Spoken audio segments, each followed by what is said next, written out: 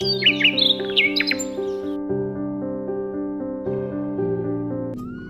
हंसता खेलता मधुबाला नाम का गांव होता है। वह गांव बहुत ही प्यारा होता है। उस गांव में सभी बच्चे आपस में मिलकर रहते थे, पर जब भी संडे आता था तो सभी बच्चे एक साथ खेला करते थे, डांस करते थे और साथ में पढ़ाई भी करते थे। और उसी गांव में 2 बच्चा चोर का भी एंट्री होता है। उनकी नज़र सीधे बच्चों पर होती है। तभी वह दोनों बच्चा चोर हंसते हुए बोलते हैं, देख लल्लू, इस गांव में इन्हीं बच्चों को किडनैप करना है, उसके बाद इनका हाथ पैर काटकर इनसे भीख मंगवाना है। कुछ टाइम बाद सभी बच्चे पढ़ाई कर लेते हैं। तभी राहुल अपनी दोस्त पिंकी से बोलता है, पिंकी, आज के लिए इतना बहुत है, चलो अब घर चलते हैं। मम्मी हम लोग को बुला रही होगी। हाँ हाँ राहुल, क्यों नहीं, ठीक है, फिर कल मिलते हैं। इतना कहकर सभी बच्चे अपने अपने घर के लिए जाने लगते हैं। लेकिन जब पिंकी, रिंकी और अमित घर जाते रहते हैं, तभी रास्ते में बच्चा चोर बहुत सारे गिफ्ट लिए हुए रहता है। अरे बच्चों, मधुबाला गांव यही है क्या? हम लोग शहर से आए हैं गरीब बच्चों को गिफ्ट बांटने। जी अंकल, मधुबाला गांव तो यही है। बताइए किससे मिलना था आपको? अरे नहीं नहीं बच्चों, हम लोग किसी से मिलने नहीं आए थे, बस हम लोग यह गरीब बच्चों को गिफ्ट बांटने आए थे। अगर तुम लोग चाहे तो गिफ्ट ले सकते हो। वाह वाह, थैंक यू अंकल, आपका बहुत बहुत धन्यवाद। अगर तुम लोगों को और गिफ्ट चाहिए तो चलो मेरे साथ, तुम सभी को बहुत सारा गिफ्ट दूंगा। जी अंकल, मुझे और गिफ्ट चाहिए, मैं जरूर चलूंगी। चलो दोस्तों। बच्चा चोर दोनों आदमी सभी बच्चों को बहला फुसला का जंगल में बने कैदखाने की ओर लेके जाने लगता है। थोड़ी देर बाद वह कैदखाने की ओर आ जाते हैं और फिर सभी बच्चों को हाथ पैर बांधकर एक जेल में बंद कर देता है। और फिर सभी बच्चे डर के घबरा जाते हैं और काफी रोने लगते हैं। देखा लल्लू, बच्चों खिलौने के लिए कितना जल्दी मान जाते हैं। चलो गांव से और बच्चों को चुरा कर लाते हैं।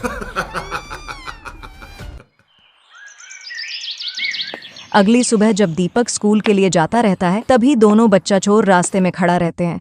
अरे प्यारे बच्चे, तुम इतनी सुबह सुबह कहाँ जा रहे हो बैग लेकर? जी अंकल, मैं तो स्कूल जा रहा था। बताइए, कुछ काम था क्या? अरे नहीं बेटा, फिलहाल तो मैं बच्चों को गिफ्ट बांट रहा हूँ। अगर तुम्हें चाहिए तो बताओ। अरे वाह, गिफ्ट, मुझे गिफ्ट मिलेगा। मैं आपके साथ चलने के लिए तैयार हूँ। राहुल को भी गिफ्ट देने के बहाने से ले जाता है और उसे कैद खाने में बंद कर देता है। शाम होने के बाद भी राहुल घर पे नहीं आता है। तभी राहुल की मम्मी परेशान होते हुए उसको बाहर खोजने आती है। अरे बेटा राहुल, तुम कहाँ हो? रात होने वाली है, तुम कहाँ चले गए हमें छोड़कर? बेटा अमित कहाँ हो? मेरा बेटा कहाँ चला गया रे?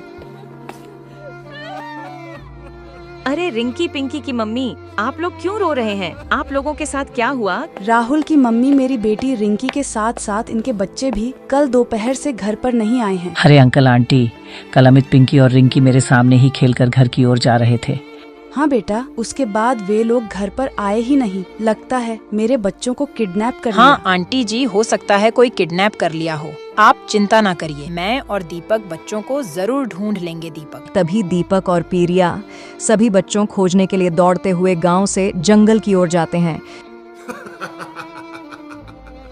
दीपक और पीरिया बच्चों को खोजते हुए वे जंगल में आ जाते हैं और वहाँ फिर एक जगह रुककर इधर उधर देखते हैं। हो सकता है बच्चे यहीं कहीं हो, हम लोग को जल्दी ढूंढना होगा, वरना फिर रात हो जाएगा। हाँ प्रिया, तुम सही कह रही हो, कहीं कोई बच्चों को किडनैप तो नहीं कर लिया। चलो आगे इसके चलकर बाद देखते। वो दोनों राहुल के साथ साथ सभी बच्चों को खोजने के लिए आगे बढ़ जाते हैं।